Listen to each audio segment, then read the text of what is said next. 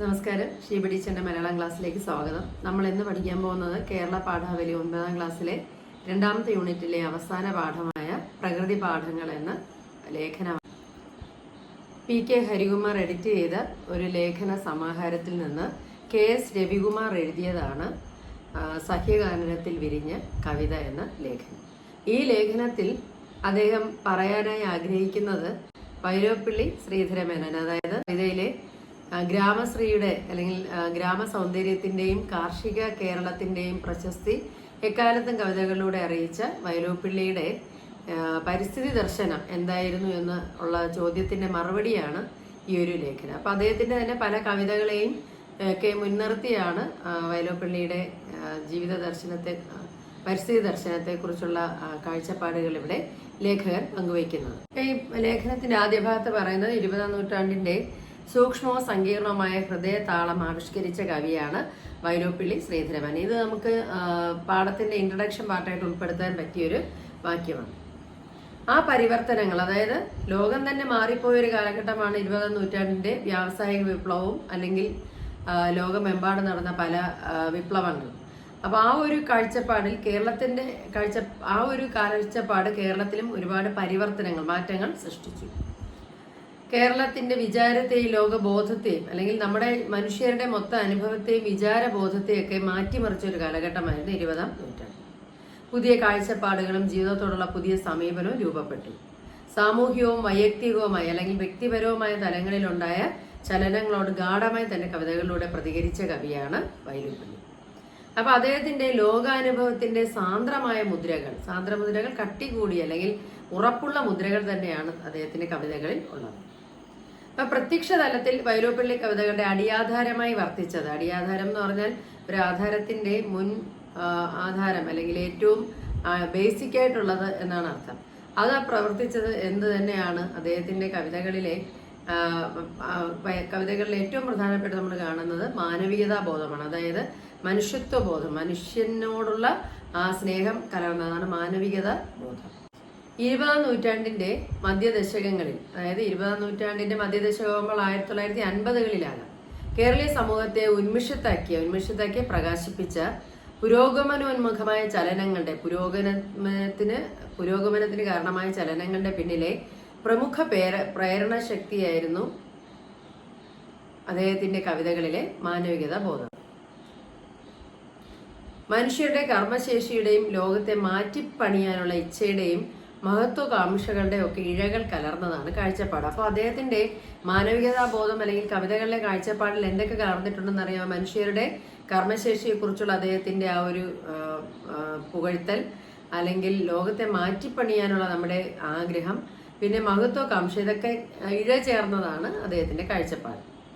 അപ്പൊ ഈ ഒരു വൈവിധ്യങ്ങളെ, വ്യത്യസ്തതകളെ സാക്ഷാത്കരിക്കുകയാണ് വൈലോപ്പിള്ളി കവിതയിൽ ജീവിത മഹത്വത്തിന്റെയും മാനവികതാ ബോധത്തിന്റെയും കൊടിപ്പടം ഉയർത്തുന്നത്. അതായത് മൃത്യുവിനാമോ മരണത്തിൻ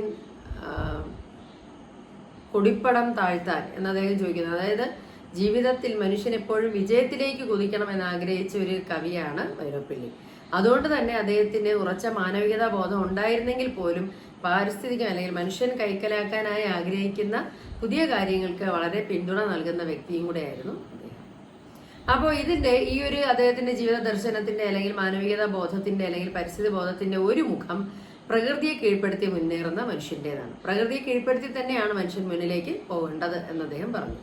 പ്രകൃതിയെ തന്നെ സൗകര്യാർത്ഥ്യം സ്വന്തം നിർമ്മിതികളിലൂടെ മാറ്റി തീർത്താണ് മനുഷ്യൻ അവന്റെ ഭൗതിക സാഹചര്യങ്ങൾ വർദ്ധിപ്പിച്ചത്. നമുക്കറിയാലോ, വികസനം ഉണ്ടാകുമ്പോൾ മനുഷ്യൻ അവന്റെ തന്നെ ഭൗതികമായ സാഹചര്യങ്ങൾ വികസിപ്പിക്കാനാണ് വികസനം എന്ന പദ്ധതി നടപ്പിലാക്കുന്നത്. അപ്പൊ വികസനം നടപ്പിലാക്കുമ്പോൾ അവിടെ ഉണ്ടാകുന്നത് മനുഷ്യന്റെ ഭൗതികമായ സാഹചര്യങ്ങൾ നഷ്ടപ്പെടുക, മനുഷ്യന്റെ പ്രകൃതിയുടെ പല ഭൗതിക സാഹചര്യങ്ങളും നഷ്ടപ്പെടുത്തുക എന്നാണ്. ഒരു ഉദാഹരണമായി പറയുന്ന, ഒരു വിമാനത്താവളം ഒരു സ്ഥലത്ത് പണിയുകയാണെങ്കിൽ അവിടെയുള്ള ഒരു 500 ഏക്കർ സ്ഥലം നശിക്കുമ്പോൾ അവിടെയുള്ള 5000-ലധികം പേർക്ക് ജോലി കിട്ടുകയാണ്. അത് മാത്രമല്ല, അതൊരു വലിയ ടൗണായി മാറുകയും ഒരുപാട് കച്ചവട സാധ്യതകൾ അവിടെ ഉണ്ടാകുകയും ചെയ്യുന്നു. അപ്പൊ പ്രകൃതിയുടെ നാശം കൂടെ അവിടെ നമ്മൾ കണക്കിലെടുക്കണം. ഒപ്പം അത്തരം കീഴടക്കലുകളിലൂടെ അവന്റെ സാഹസികതാ ബോധത്തിന് സന്ദർപ്പണം ലഭിക്കുകയും ചെയ്തു. സന്ദർപ്പണം തൃപ്തിപ്പെടുത്തൽ. അതായത് മനുഷ്യൻ പ്രകൃതിയെ കീഴ്പ്പെടുത്തുമ്പോൾ അവനൊരു സാഹസികനാണ്. അപ്പൊ ഒരു പർവ്വതത്തിന്റെ മുകളിൽ ചെന്ന് അവന്റെ വിജയപതാക നീട്ടുമ്പോൾ അവനൊരു ആത്മസംതൃപ്തിയാണ് ലഭിക്കുന്നത്. ഏത് മഹാപർവ്വതത്തെയും വെല്ലാൻ കഴിയുന്നതും ഏത് അഗാധ സാഗരത്തെയും, വലിയ ആഴമുള്ള സാഗരത്തെ മുറിച്ചു കടക്കാൻ ശേഷിയുള്ളതും ഏത് മഹാവിപിനത്തിന്റെയും വലിയ കാട്ടിനുള്ളിലേക്ക് കടന്നു ചെല്ലാൻ കഴിയുന്നതുമായ മനുഷ്യന്റെ മാനസിക ശക്തിയുടെ വിളംബരമായി തീർന്നു കവിയുടെ മാനവികതാ ബോധത്തിലും പരിസ്ഥിതിയെ പ്രകൃതി കീഴടക്കുന്നതിലുള്ള മനുഷ്യന്റെ വിജയത്തിലേക്ക് അദ്ദേഹം പ്രകൃതി കീഴടക്കുന്നതിലുള്ള മനുഷ്യന്റെ കഴിവിലേക്ക് അദ്ദേഹം പ്രകീർത്തിക്കുന്ന കവിതകൾ അതിന്റെ വിളംബരമായി. ഏതിന്റെ വിളംബരമായി? ഏത് മഹാപർവ്വതത്തെയും കീഴടക്കാൻ കഴിവുള്ളവനാണ് മനുഷ്യൻ, ഏത് മഹാസാഗരത്തിന്റെ ഉള്ളിലേക്ക് കടന്നു ചെല്ലാൻ കഴിവുള്ളവനാണ് മനുഷ്യൻ, അതുപോലെ ഏത് മഹാവിപിനത്തിന്റെയും ഏത് കൊടുങ്കാടിനുള്ളിലേക്ക് കടന്നു ചെല്ലാൻ കഴിയുന്നവനാണ് മനുഷ്യൻ എന്നുള്ള ആ ഒരു മനുഷ്യ ശക്തിയുടെ വിളംബരമായിട്ടാണ് വൈലോപ്പിള്ളിയുടെ ആദ്യകാല കവിതകൾ നമ്മൾ കാണുന്നത്. കൊളോണിയൽ ആധുനികതയുടെ സംക്രമണ ഫലമായി രൂപപ്പെട്ടു വന്ന കാഴ്ചപ്പാടായിരുന്നു അത്. അതപ്പോൾ ലോകത്ത് എല്ലായിടത്തും ഈ ഒരു കാഴ്ചപ്പാടുണ്ടായിരുന്നു. കോളനി സംസ്കാരം, അതായത് ലോകത്തെ യൂറോപ്യൻ ശക്തികൾ മറ്റുള്ള രാജ്യങ്ങളെ കോളനികളായിട്ട് മാറ്റിയപ്പോൾ ഉണ്ടായ ഒരു ചിന്താധാരയിൽ നിന്നാണ് ഇത്തരം ഒരു കാഴ്ചപ്പാട് രൂപപ്പെട്ടത്. മനുഷ്യ പുരോഗതിയുടെ ആവി വണ്ടിക്ക് ഊളിയിട്ടോടാൻ, അതായത് നമുക്കറിയാലോ, നമുക്ക് ഇവിടെ ഇന്ത്യയിലൊക്കെ റെയിൽവേ കൊണ്ടുവന്നത് അല്ലെങ്കിൽ ട്രെയിൻ ഗതാഗതം സ്ഥാപിച്ചത് കൂടുതലും വിദേശ ശക്തികളാണ്. അപ്പോൾ അതിന് ഈ ആവി വണ്ടിക്ക് ട്രെയിനിന് ഊളിയിട്ടോടാൻ വേണ്ടി വലിയ മല തുരക്കേണ്ട അവസ്ഥ ഉണ്ടാകുന്നു. അങ്ങനെ ചെയ്യുമ്പോൾ മർത്യവീര്യം അദ്രിയെ വെല്ലും. മനുഷ്യന്റെ ബലം അദ്രിയെപ്പോലും പർവ്വതത്തെ പോലും വെല്ലും എന്ന് അദ്ദേഹം പ്രഖ്യാപിച്ചു. അപ്പൊ അത്രയ്ക്ക് മനുഷ്യന്റെ ശക്തിയിൽ വിശ്വസിക്കുന്ന ഒരു കവിയാണ് നമ്മൾ കാണുന്നത്. നവോത്ഥാന ചിന്തകളോട് ബന്ധപ്പെട്ട് വ്യാപകമായി തീർന്ന യൂറോ കേന്ദ്രീതമായ മാനവികതാ സങ്കല്പത്തിന്റെ ഇത്തരം ആഖ്യാന രൂപങ്ങൾ വൈലോപ്പിള്ളിയുടെ ആദ്യകാലത്തെ കവിതകളിൽ ചെതറിക്കിടപ്പുണ്ട്. യൂറോപ്പ് ബേസ് ചെയ്താണ് ഇത്തരത്തിലുള്ള കൊളോണിയൽ സംസ്കാരത്തിന്റെ മനുഷ്യന്റെ ശക്തിയിൽ ഊന്നിയിട്ടുള്ള കാഴ്ചപ്പാട് നിലവിൽ വന്നത്. ഇത് തന്നെയാണ് ആദ്യകാലത്ത് വൈലോപ്പിള്ളിയുടെ കവിതകളിൽ നമ്മൾ കാണുന്നത്. ആ മാനവികതാ സങ്കല്പങ്ങളെ കേരളീയ സാഹചര്യങ്ങളിൽ നിർദ്ധാരണം ചെയ്യുക അല്ലെങ്കിൽ നിർണയിക്കുകയായിരുന്നു വൈലോപ്പിള്ളി. അപ്പോൾ ലോകമെമ്പാടും രൂപപ്പെട്ട മനുഷ്യശക്തിയിലുള്ള അജയമായ ആ ഒരു വിശ്വാസത്തെ കേരളീയ സംസ്കാരത്തിന്റെ പശ്ചാത്തലത്തിൽ അദ്ദേഹം നമ്മുടെ മുന്നിലേക്ക് അവതരിപ്പിച്ചു. അതിന്റെ കാതൽ, അതിന്റെ ശരിക്കുമുള്ള ഒരു രൂപം മനുഷ്യന് ഭൂമിയുടെയും പ്രകൃതിയുടെയും മേൽ സവിശേഷ അധികാരങ്ങളുണ്ടെന്നൊരു വിശ്വാസമായിരുന്നു. ആ വിശ്വാസത്തിന്റെ കേന്ദ്രത്തിൽ വർത്തിക്കുന്ന മനുഷ്യൻ ഭൂമിയെയും മറ്റു ജീവജാലങ്ങളെല്ലാം തന്റെ ഭൗതിക സാഹചര്യത്തിന് വേണ്ടി ഉപയോഗിക്കുന്ന ഒരു അതിമാനുഷനാണ്. അപ്പോൾ മനുഷ്യൻ എന്നാൽ ഒരു അതിമാനുഷനാണ്, ഒരുപാട് പവറുള്ള ശക്തിയുള്ള ഒരാളാണ്. അതെങ്ങനെ ഉപയോഗിക്കുന്നു? പ്രകൃതിയെയും അതിന്റെ സാഹചര്യങ്ങളെല്ലാം തന്റെ ആവശ്യത്തിന് വേണ്ടി ഉപയോഗിക്കുന്നവനാണ്. അവൻ എങ്ങനെയൊക്കെയുള്ളവനാണ്? കാടിനെ നാടാക്കുന്നവനാണ്, പുഴയെ അണകെട്ടി മെരുക്കുന്നവനാണ്, കുന്നും കുഴിയും നിരത്തി സമതലമാക്കുന്നവനാണ്, ജലസ്ഥാനങ്ങളെ വരൾച്ച ഉള്ള പറമ്പുകളാക്കി അല്ലെങ്കിൽ വെള്ളത്തെ നീക്കിക്കളയാൻ നമുക്ക് കഴിയും. പ്രകൃതിക്ക് മേൽ ആ നിർമ്മിതികൾ കൊണ്ട് കോട്ട കെട്ടുന്നവരായിരുന്നു ആദ്യകാല വൈലോപ്പിള്ളി കവിതകളിലെ മനുഷ്യർ. അപ്പൊ അവര് പുഴയെ അണകെട്ടി നിർത്തി ഡാമുകൾ നിർമ്മിക്കുമ്പോൾ അതൊരു പുഴയുടെ ഒഴുക്കിനെ തന്നെ തടയുകയായിരുന്നു. പ്രകൃതിയുടെ അല്ലെങ്കിൽ പരിസ്ഥിതിയുടെ സന്തുലിതാവസ്ഥയെ തടസ്സപ്പെടുത്താൻ അല്ലെങ്കിൽ അവിടെ വെച്ച് ഇല്ലാതാക്കാൻ കഴിയുന്നവനായിരുന്നു മനുഷ്യൻ. കാടിനെ നാടാക്കുകയും ക്രമേണ നാടിനെ നഗരമാക്കുകയും ചെയ്യുന്ന വികസന വീക്ഷണത്തെ സ്ഫുരണങ്ങളാണ് ഇവിടെ കാണുന്നത്. അപ്പൊ കാടിനെ നമ്മൾ ആദ്യം എന്ത് ചെയ്യും? നാടാക്കും. പിന്നെ നാടിനെ നമ്മൾ നഗരമാക്കി. ഇതാണ് വികസനത്തിന്റെ രീതി. കാളവണ്ടി യുഗത്തിൽ നിന്ന് സ്പുട്നിക് യുഗത്തിലേക്കുള്ള, അതായത് സ്പുട്നിക് ആണല്ലോ നമ്മുടെ ആദ്യത്തെ കൃത്രിമ ഉപഗ്രഹം, അതിലേക്കുള്ള ഒരു കുതിപ്പാണ് ഇവിടെ ലക്ഷ്യമാക്കുന്നത്. ആ കുതിപ്പിന്റെ ബാഹ്യ ആഹ്ലാദാരവം, ആഹ്ലാദത്തിന്റെ ശബ്ദം. അതിനിടയിൽ നമുക്ക് ഉണ്ടാകുന്ന നഷ്ടത്തെക്കുറിച്ച് അല്ലെങ്കിൽ ശാസ്ത്രീയമായ ഒരു കാഴ്ചപ്പാടിൽ മനുഷ്യൻ ഒരുപാട്, അല്ലെങ്കിൽ കാളവണ്ടി യുഗം എന്ന് പറയുമ്പോൾ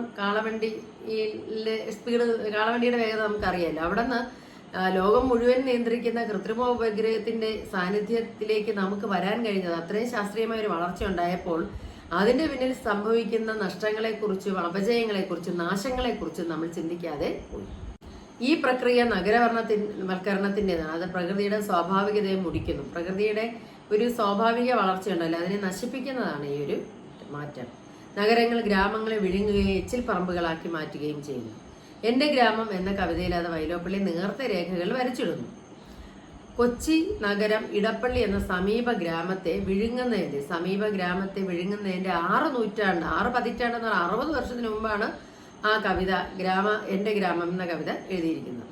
പിൽക്കാലത്ത് അത്തരമൊരു നഗരഗ്രാസം നഗരത്തിന്റെ വിഴുങ്ങലിന്റെ ഫലമായിട്ട് ഒരു നാട്ടിൻപുറം എച്ചിൽ പറമ്പായി മാറുന്ന ഭീതിപ്പെടുത്തുന്ന ഒരു ചിത്രം സാറാ ജോസഫ് എന്ന എഴുത്തുകാരി തന്റെ അലാഖയുടെ പെൺമക്കൾ എന്ന നോവലിൽ വരച്ചു കാട്ടിയിട്ടുണ്ട്. ഇതിന്റെ തിരക്കുകളിൽ നിന്നൊക്കെ അകന്ന് പുറത്ത് സ്ഥിതി ചെയ്യുന്ന കോക്കഞ്ചിറ എന്ന ഒരു സ്ഥലമാണ് അലാഖയുടെ പെൺമക്കൾ എന്ന നോവലിൽ സാറാ ജോസഫ് ചൂണ്ടിക്കാണിക്കുന്നത്. ഇപ്പൊ ഈ നഗരത്തിലുള്ള ആളുകളുടെ കക്കൂസ് മാലിന്യങ്ങൾ വരെ കോക്കഞ്ചിറ ഗ്രാമത്തിൽ കൊണ്ട് ഇടുന്നുണ്ട്. അതിന്റെ നാറ്റം സഹിച്ചാണ് അവിടെയുള്ളവർ ജീവിക്കുന്നത്. അപ്പോൾ ഇവർക്ക് അല്ലെങ്കിൽ ഈ മനുഷ്യരെന്നും മറ്റേ ഈ നാട്ടിൻ പുറത്തുള്ള ഈ കോക്കഞ്ചിറ ഗ്രാമത്തിലുള്ളവരെന്നും നഗരത്തിന്റെ വികസനത്തിന്റെയോ പുരോഗതിയുടെ ചിത്രങ്ങൾ അവർ കാണുന്നില്ല. അവരനുഭവിക്കുന്നത് എന്നും ഈ നഗരവാസികളുടെ കക്കൂസ് മാലിന്യങ്ങളുടെയും എച്ചിലിന്റെയും ഒരു കൂമ്പാരമായി മാറുന്ന ഒരു ഗ്രാമത്തില് അതിന്റെ നാറ്റം അനുഭവിച്ചാണ് അവരവിടെ ജീവിക്കുന്നത്. അപ്പോൾ എന്തൊക്കെ പ്രകൃതിയിൽ അല്ലെങ്കിൽ എന്തൊക്കെ വികസനം വന്നാലും ഇപ്പോൾ നഗരങ്ങൾ ഗ്രാമമായി മാറുമ്പോൾ എച്ചിൽ പറമ്പാക്കപ്പെടുന്ന ചില സ്ഥലങ്ങളുണ്ട്. അവിടെയും മനുഷ്യർ ജീവിക്കുന്നുണ്ട്. അവർ പാർശ്വവൽക്കരിക്കപ്പെട്ടവരാണ്. അവർക്ക് യാതൊരു തരത്തിലുള്ള വികസനത്തിന്റെ സാധ്യതകൾ മുന്നിൽ കാണാൻ കഴിയുന്നില്ല. മറ്റുള്ളവരുടെ വികസനത്തിന് ഫലമായിട്ട് ഇവരുടെ തന്നെ സ്വൈര്യ ജീവിതം ഇല്ലാതാകുന്ന ഒരവസ്ഥയാണ് ഉണ്ടാകുന്നത്. ഇതാണ് അലാഖയുടെ പെൺമക്കളിൽ നമ്മൾ കാണുന്ന ആ ഒരു ഗ്രാമചിത്രം. എന്നാൽ അതിന് ഏതാണ്ട് 60 വർഷങ്ങൾക്ക് മുമ്പ് എഴുതപ്പെട്ട വൈലോപ്പിള്ളിയുടെ എന്റെ ഗ്രാമത്തിലെ വരികളാണ് ഇവിടെ താഴെ കൊടുത്തിരിക്കുന്നത്. ശരിയാണ്, ഇവിടത്തിൽ തെങ്ങ് നെല്ലുകൾ കൂട്ടുപിരിയാതെ ഐശ്വര്യത്തിൽ മത്സരിക്കുന്നുണ്ട്. തെങ്ങും നെല്ലുമൊക്കെ നിറയെ ഉണ്ടാകുന്ന ഒരു നാട്ടിൻപുറമാണ്. പിന്നെ കുളത്തിൽ ചെന്താമരയുണ്ട്, കളത്തിൽ മാടപ്രാവുണ്ട്. എങ്കിലും അസത്യത്തിൽ കണ്ണുകുത്തുവാൻ കൂർത്തവരുടെ തൂലികയെല്ലാം വരച്ച് കാണിക്കട്ടെ. അതായത് എങ്കിലും ആ സത്യത്തിൽ കണ്ണുകുത്തുവാൻ കൂർത്തോരെന്റെ തൂലിക. അതായത് ഇങ്ങനെയുള്ള ഗ്രാമമാണെങ്കിലും അതിൽ ചില കാര്യങ്ങൾ കൂടെ എനിക്ക് വരച്ച് കാണിക്കാനുണ്ടെന്ന് അദ്ദേഹം പറയുന്നു. അപ്പൊ നഗരവൽക്കരണത്തിന്റെ ഫലമായിട്ടുണ്ടാകുന്ന മാറ്റങ്ങൾ സൃഷ്ടിക്കുന്ന അനിവാര്യമായ മലിനീകരണം നമ്മൾ ശ്രദ്ധിക്കണം. എപ്പോഴാണോ ഒരു നാട് ഒരു ഗ്രാമം നഗരമായി മാറുന്നത്, അപ്പോൾ ആദ്യമായിട്ടുണ്ടാകുന്നത് അവിടെ മലിനീകരണമാണ്. അത് മനുഷ്യനെ സ്പർശിക്കുന്ന ഒരു തലമാണ്. അതായത് മനുഷ്യന് മെച്ചപ്പെട്ട ജീവിത സൗകര്യങ്ങൾ വേണമെന്ന ആഗ്രഹത്തോടെ ഒരു വികസനം ഉണ്ടാകുമ്പോൾ അതിൽ രൂപപ്പെടുന്ന ജീർണതകളും നാശങ്ങളും മാലിന്യങ്ങളും ഇടർച്ചകളും വേദനകളും കൂടെ നമ്മൾ കാണണം എന്നാണ് കവി ഇവിടെ പറയുന്നത്. എന്നാൽ പോലും ഇത് കാണുമ്പോഴും മാനവികത ബോധം, മനുഷ്യന്റെ ശക്തിയുള്ള ബോധം ത്തിന്റെ വിശ്വാസമാണ് ഉയർന്നു നിൽക്കുന്നത്. അപ്പൊ യുഗപരിവർത്തന എന്ന കവിതയിൽ അദ്ദേഹം ഈ ലഹളയിൽ സ്വൈര്യ ജീവിത ഗീതത്തിന്റെ താളവും ലയവും പോയി നമ്മൾ അൻപരുന്നാൽ, അതായത് വികസനത്തിന്റെ ലഹളയില് ജീവിതത്തിന്റെ ലയവും സ്വൈര്യ ജീവിതത്തിന്റെ താളവും ലയവും ഒക്കെ പോവുകയാണ് നമ്മൾ അമ്പരന്നാലും. എന്നാലും അത് കുഴപ്പമില്ല എന്നുള്ളൊരു മട്ടിലാണ് കവിയുടെ അവിടെയുള്ള ആ ഒരു ഭാഗത്ത് അദ്ദേഹം പറയുന്നത്.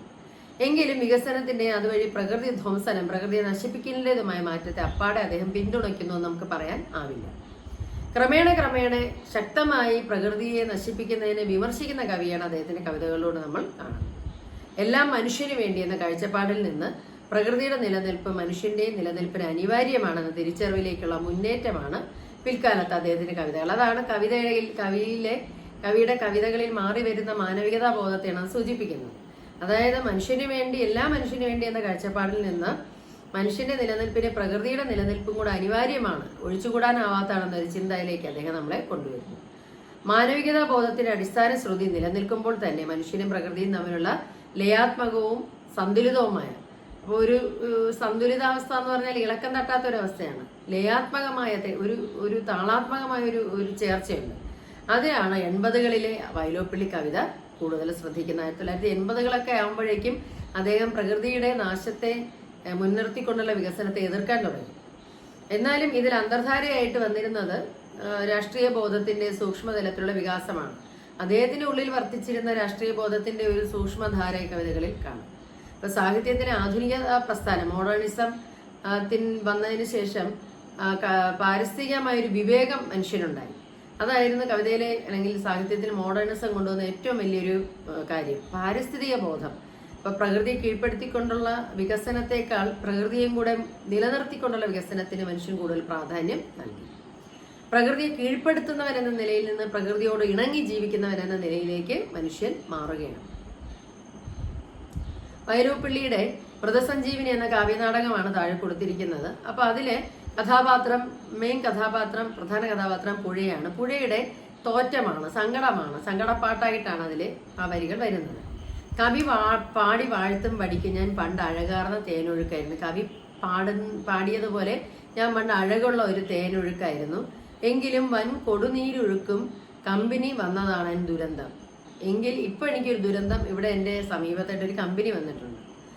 എന്നിൽ പാനങ്ങൾ അപായമായി. അതായത് കമ്പനിയിലെ കെമിക്കൽസ്, വിഷവാതകങ്ങൾ, മാലിന്യങ്ങൾ ഇതിലേക്ക് കലർന്നതിന് ശേഷം എന്നിൽ കുളിക്കുന്നതും എന്നിൽ നിന്ന് വെള്ളം കുടിക്കുന്നതും അപായമായിട്ട് മാറി. ഞാനൊരു പൂതനയായി മാറി. അതായത് കൃഷ്ണന് തൻ്റെ മുലക്കണ്ണുകളിൽ വിഷം പുരട്ടി പാല് കൊടുക്കാൻ ശ്രമിച്ച പൂതനയെ പോലെ ആയി മാറുകയാണ് താനെന്ന് നദിയെ കൊണ്ട് കവി പറയിക്കുന്നു. പൊടിമീനങ്ങളും ചത്തുപൊങ്ങി വിടവാങ്ങി കൊറ്റികൾ വിട്ടുപോയി. കൊറ്റികളൊക്കെ ഇവിടുന്ന് പറന്നുപോയി ഈ വെള്ളത്തിലെ വിഷാംശം കാരണം. അതുപോലെ പൊടിമീനുകളും ചത്തുപോയി. നമുക്കറിയില്ല, ടൈറ്റാനിയം ഒക്കെ ഉൾപ്പെടുന്ന നമ്മുടെ സമുദ്രഭാഗങ്ങളിൽ പലപ്പോഴും വെള്ളം പച്ച നിറത്തിലൊക്കെ കാണപ്പെടുന്നു എന്നും മീനുകൾ ചത്തുപൊങ്ങുന്നു എന്നൊക്കെ നമ്മൾ പത്രത്തിൽ വായിക്കാറുണ്ട്. അങ്ങനെ പല നദികളിലും കടലിലും ഒക്കെ ഇതൊക്കെ സംഭവിക്കുന്നുണ്ട്, ഇത്തരം രാസമാലിന്യങ്ങൾ കലരുന്നു. അകലയൻ തണ്ണീരടിച്ച കോളിൽ തവളകൾ ഞാഞ്ഞൂൽ ഞവഞ്ഞി ഞാഞ്ഞൂൽ തവളകളൊക്കെ ചത്തു പൊങ്ങുകയാണ്. മൃതിപ്പെട്ടു പൊങ്ങുന്നു നേർക്ക് കാണുമ്പോരതികഷ്ടം എന്നകം നൊന്ത് നിൽപ്പൂ. അതായത് ഞാൻ പുഴയാണ്, അപ്പൊ എന്നിലെ വെള്ളം കുടിച്ച് ഈ ജീവജാലങ്ങൾ ചത്തു പൊന്തുന്നത് എൻ്റെ ഉള്ളിനെ വേദനിപ്പിക്കുന്നു. ഇവിടെ ചെകുത്താനെ കൂട്ടുചേർത്തും വ്യവസായം വേണമെന്നാണ് വാദം. ഇനിയാണ് അതിലെ കവിയുടെ പരിസ്ഥിതി ബോധം ഉണരുന്നത്. ചെകുത്താനെ കൂട്ടുപിടിച്ചിട്ടാണെങ്കിലും പിശാചിനെ കൂട്ടുപിടിച്ചിട്ടാണെങ്കിലും ഇവിടെ വ്യവസായം വേണം എന്നാണ് ഗവൺമെന്റ് പറയുന്നത്. അവസാനം മൃത്യുവിൻ കാളകൂട വ്യവസായം മാത്രമേ ഇരമ്പി നിൽക്കും. മരണത്തിന്റെ വിഷാംശമുള്ള ഒരു വ്യവസായ രൂപം മാത്രം അവസാനം കാണും. ഒരു കൊച്ചു കാലും ഈ കാളിയന്റെ തല തച്ചു പായിക്കാനില്ലെന്നോ. അതായത് കാളിയനാണല്ലോ വിഷസർപ്പം വന്ന് കാളന്തിയിൽ തന്റെ വിഷം കലർത്തിയത്. ആ കൊച്ചു കാലുകൾ, അല്ലെങ്കിൽ കൃഷ്ണന്റെ കൊച്ചു കാലുകൾ ആ കാളിയന്റെ അഹങ്കാരം തീർത്ത് അവനെ അവിടെ നിന്ന് ഓടിച്ചതുപോലെ ഒരു കൊച്ചു കാലുപോലും ഇല്ല ഇത്തരം ഒരു വികസനത്തിന്റെ, പ്രകൃതിയെ നശിപ്പിച്ചുകൊണ്ടുള്ള വികസനത്തിനെ ഇല്ലാതാക്കാൻ എന്ന് കവി ചോദിക്കുന്നു. അപ്പൊ ഇങ്ങനെ ജീവന്റെ നിലനിൽപ്പ് തന്നെ അസാധ്യമാക്കുന്ന തരത്തിലേക്ക് കണ്ണുമൂക്കുമില്ലാത്ത വികസനം എന്ന വ്യവസായത്തിലേക്ക് ഇവിടെ കവി അതിനെ വിമർശിക്കുകയാണ്. അപ്പൊ വൻകിട അണക്കെട്ടുകൾ നമ്മൾ പണിയുന്നു. അത് നമ്മൾ അല്ലെങ്കിൽ വൈദ്യുതിക്ക് വേണ്ടിയെന്നും ജലസേചനത്തിന് വേണ്ടിയാണെന്നും പറഞ്ഞ് നമ്മൾ അണക്കെട്ടുകൾ പണിയുമ്പോൾ ആ അണക്കെട്ടുകൾക്ക് വേണ്ടി സ്ഥലമെടുക്കുമ്പോൾ ആ കാട്ടിൽ താമസിക്കുന്ന താമസക്കാരെ കുടിയിറക്കി വിടുന്നതിൻ്റെയും അപ്പൊ അവര് വേരില്ലാത്ത ജനതകളായിട്ട് പലയിടത്തും ചെതറിപ്പോകുന്നതിന്റെ, നശിച്ചു പോകുന്നതിന്റെ ചിത്രം കൂടെ നമ്മൾ ചേർത്ത് വായിക്കണം. അപ്പൊ വികസനം ഒരു വശത്ത് നടക്കുമ്പോൾ വികസനത്തിന്റെ ഫലമായി ഉണ്ടാകുന്ന ആപത്തുകൾ കൂടെ നാം ശ്രദ്ധിക്കണം എന്ന് തന്റെ കവിതകളിലൂടെ പറയാൻ അദ്ദേഹം പിൽക്കാലത്ത് 1980-കൾക്ക് ശേഷം ശ്രമിക്കുന്നു. പുരയ്ക്ക് തീ പിടിക്കുമ്പോൾ വാഴ വെട്ടുന്ന പോലെ ഇതിനിടയിൽ കൊള്ളലാഭം നേടാനായി വനം തടി കടത്തുന്നവരുടെ അത്യാർത്ഥിയുടെ ചിത്രം. അപ്പൊ നമ്മളത് ശ്രദ്ധിക്കണം. പുരയ്ക്ക് തീ പിടിക്കുമ്പോൾ വാഴ വെട്ടുക എന്നുള്ളൊരു ശൈലിയാണ്. അപ്പോൾ വീട് കത്തിക്കൊണ്ടിരിക്കുമ്പോൾ അവരെല്ലാവരും അതിൽ ശ്രദ്ധിക്കുമ്പോൾ വേറെ ആളുകൾ ഓടി നടന്ന് വാഴ വെട്ടുകയും വാഴക്കുര വെട്ടുകയും ചെയ്യുന്നു. അത് അവരുടെ കൊള്ളലാഭം അവർ നേടുകയാണ്, ഇവിടുത്തെ നഷ്ടം കണക്കിലെടുക്കുന്നില്ല. അത് തന്നെയാണ് വികസനത്തിൽ സംഭവിക്കുന്നതെന്ന് കവി പറയുന്നു. അപ്പോൾ ഡാം പണിയുകയാണെങ്കിൽ ആ ഒരു ഭാഗം മുഴുവനും എന്ത് ചെയ്യണം? മരങ്ങൾ മുറിച്ചു മാറ്റി തരിശ് ഭൂമിയാക്കി മാറ്റണം. ആ സമയത്ത് വനത്തിലെ തടികൾ മുറിച്ചു മാറ്റുന്ന ഉദ്യോഗസ്ഥരും അതിന് ഒത്താശ നിൽക്കുന്ന മറ്റു ഉദ്യോഗസ്ഥരെയൊക്കെ ഈ കാവ്യ നാടകത്തിൽ കൂടെ അദ്ദേഹം അവതരിപ്പിക്കുന്നു. അത് മാത്രമല്ല, കീഴാള ജനതയാണ് എല്ലായ്പ്പോഴും കുടിയിറക്കത്തിനായിട്ട് നമ്മുടെ മുന്നിലേക്ക് വരുന്നത്. മേലാളരെയൊന്നും ആരും കുടിയിറക്കി ഒന്നും പണിയുന്നില്ല. കീഴാളരെന്ന് പറയുമ്പോൾ പാവങ്ങളാണ്. പിന്നെ പെണ്ണാണ് ദുരിതത്തിൽ എന്നും പെടുന്നത്. ഇപ്പോൾ ഒരു സ്ഥലത്തുനിന്ന് മറ്റൊരു സ്ഥലത്തേക്ക് കുടിയിറക്കപ്പെടുമ്പോൾ ജീവിതത്തിന്റെ എല്ലാ തലത്തിലും ദുഃഖം അനുഭവിക്കുന്നത് പെണ്ണുങ്ങളാണ്, സ്ത്രീകളാണ്. പിന്നെ പ്രകൃതി, ഇതെല്ലാം ക്രൂരമായി ചൂഷണം ചെയ്യപ്പെടുന്നതിന്റെ ഭീഷണമായ ചിത്രം. അപ്പൊ ഈ ഒരു ക്രൂരത, അല്ലെങ്കിൽ ഈ പ്രകൃതിയോടും പെണ്ണിനോടും ഒക്കെ കാണിക്കുന്ന ക്രൂരത അദ്ദേഹം തന്റെ കൃതികളിലൂടെ പിന്നീട് വെളിപ്പെടുത്തുന്നു. അപ്പൊ ഇത്തരം ഒരു അവസ്ഥയിലേക്ക് സമൂഹം പരിണമിച്ചതിലുള്ള ഉത്കണ്ഠകൾ അദ്ദേഹത്തിന്റെ കവിതയിൽ നിലനിൽപ്പുണ്ട് 1980-കളിലെ കവിതയിൽ. എന്നാൽ ഇപ്പോൾ കവിതയിൽ മനുഷ്യനാണ് കേന്ദ്രസ്ഥാനത്ത്. ഈ നിലയിൽ മനുഷ്യന്റെ അതിജീവനം തന്നെ അസന്ദിഗ്ധമായിരിക്കും. അതായത് മനുഷ്യന്റെ അതിജീവനം പോലും സംശയത്തിലായിരിക്കെ മനുഷ്യന്റെ അവസ്ഥ എന്താണെന്ന് ഉത്കണ്ഠയാണ് വൈലോപ്പിള്ളിയെ നയിക്കുന്നത്. അപ്പൊ തന്റെ കാവ്യ ജീവിതത്തിൽ അദ്ദേഹം തുടക്കത്തിൽ ഉയർത്തിപ്പിടിച്ച മാനവികതാ ബോധത്തിൽ, മനുഷ്യത്വ ബോധത്തിന് ഏറ്റവും സൂക്ഷ്മമായ ദർശനത്തിലേക്ക് അദ്ദേഹത്തിന്റെ, അല്ലെങ്കിൽ അതൊരു യാഥാർത്ഥ്യ ബോധത്തിലേക്ക് അദ്ദേഹം എത്തുന്നത് പിന്നീടുള്ള കവിതകളിലാണെന്ന് പറയാം. അപ്പൊ ഈ ഒരു കവിതയിലൂടെ വൈലോപ്പിള്ളിയുടെ കവിതകളുടെ മുഖ്യ സവിശേഷതകൾ എന്തൊക്കെയാണെന്നാണ് ലേഖകൻ പറയുന്നത്. അപ്പൊ ഇതിൽ ആദ്യ ചോദ്യം, വൈലോപ്പിള്ളി കവിതകളുടെ മുഖ്യ സവിശേഷതകളായി ലേഖകൻ ചൂണ്ടിക്കാണിക്കുന്ന എന്തെല്ലാം വിശകലനം ചെയ്യുക എന്നുള്ളതാണ്. അതും പിന്നെ ഇതിലൊരു ഉപന്യാസ ചോദ്യമുണ്ട്. എല്ലാ മനുഷ്യനും വേണ്ടി എന്ന കാഴ്ചപ്പാടിൽ നിന്ന് പ്രകൃതിയുടെ നിലനിൽപ്പ് മനുഷ്യന്റെ നിലനിൽപ്പിന് അനിവാര്യമാണെന്ന പ്രകൃതി ബോധമാണ് വൈലോപ്പിള്ളി കവിതകൾ കാണുന്നത്. അപ്പൊ ഈ നിരീക്ഷണത്തെ വിശകലനം ചെയ്ത് ഒരു ഉപന്യാസം തയ്യാറാക്കാൻ ഒരു ചോദ്യമുണ്ട്. പിന്നെ കാളവണ്ടി യുഗത്തിൽ നിന്ന് സ്പുട്നിക് യുഗത്തിലേക്കുള്ള കുതിപ്പിനെയാണ് ഇത് ലക്ഷ്യമാക്കുന്നത്. അപ്പൊ ഈ 3 ചോദ്യങ്ങളാണ് ഏറ്റവും പ്രധാനമായിട്ടുള്ളത്. പിന്നെ ചില സംസ്ഥപദങ്ങൾ ഇതിനകത്തുണ്ട്. ഹൃദയതാളം, ഹൃദയത്തിന്റെ താളം, കുട്ടിയാന, കുട്ടിയായ ആന, ആവി വണ്ടി, ആവിയാൽ ഓടുന്ന വണ്ടി, ഇങ്ങനെയുള്ള പദങ്ങൾ കൊടുത്തിട്ടുണ്ട്. അപ്പൊ ഇതിന് കുറച്ച് നോട്ട് കൂടെ അവസാന ഭാഗത്തിൽ ചേർക്കാം. അടുത്ത ക്ലാസ്സിൽ കാണുന്നവരെ സ്നേഹത്തോടെ ഷീമ ടീച്ചർ.